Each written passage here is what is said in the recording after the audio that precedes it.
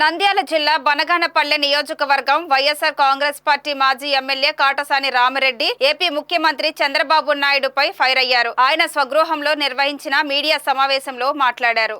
ఈ సందర్భంగా ఆయన మాట్లాడుతూ సూపర్ 6 పథకాలతో మరోమారు చంద్రబాబు నాయుడు ఏపీ ప్రజలను మోసం చేశారని మండిపడ్డారు. ప్రజలను మోసం చేయడమే చంద్రబాబు నైజమని స్పష్టం చేశారు. ఎన్నికల్లో ఇచ్చిన హామీలపై ప్రశ్నిస్తే అక్రమ కేసులు పెట్టడం అన్యాయం అన్నారు. నాడు అధికారం కోసం సంపద సృష్టిస్తాను అన్న చంద్రబాబు నేడు అధికారంలో ఉన్న సూపర్ 6 పథకాలను అమలు చేయలేనంటూ చేతులెత్తేసిన వైనం ప్రజలు గమనిస్తున్నారన్నారు. ఏపీలో రెడ్ బుక్ రాజ్యాంగం నడుస్తుందని ఆయన ఆరోపించారు. నేను సూపర్ 6 ఇవ్వలేను, అమరావతిని డెవలప్ చేయాలి,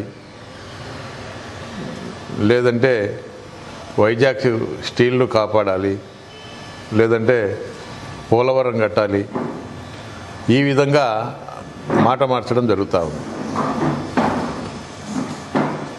మరి ఆనాడేమో నాకు 14 సంవత్సరాల అనుభవం ఉంది. నా అనుభవంతో చెప్తా ఉన్నాను, సంపద సృష్టిస్తాను. మరి ఈరోజు ఈ యొక్క జగన్మోహన్ రెడ్డి గారి ప్రభుత్వం దాదాపు 14 లక్షల కోట్లు అప్పు చేయడం జరిగింది. మరొక శ్రీలంక కాబోతూ ఉంది. ఈ రాష్ట్రాన్ని కాపాడాలంటే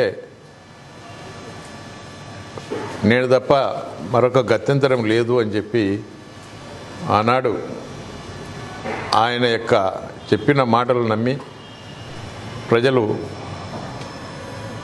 ఓట్లు వేయడం జరిగింది. మరి ఓట్లు వేసిన తర్వాత ఆయన నిజ స్వరూపం ఈరోజు బయటపడతా ఉంది.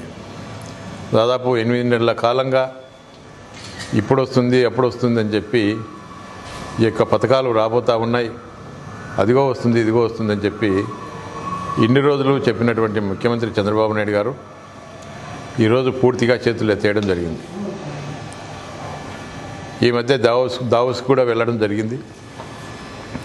మరి పక్కనున్న తెలంగాణ రాష్ట్రానికి సంబంధించి 1,78,000 కోట్ల రూపాయలు సంబంధించి ఆ రాష్ట్రానికి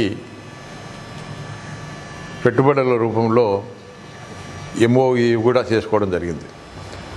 మరి మనకు అనుభవం ఉన్న ముఖ్యమంత్రి 14 సంవత్సరాలు ముఖ్యమంత్రిగా పనిచేసినాడు, 40 సంవత్సరాలు రాజకీయంగా అనుభవం ఉన్న వ్యక్తి.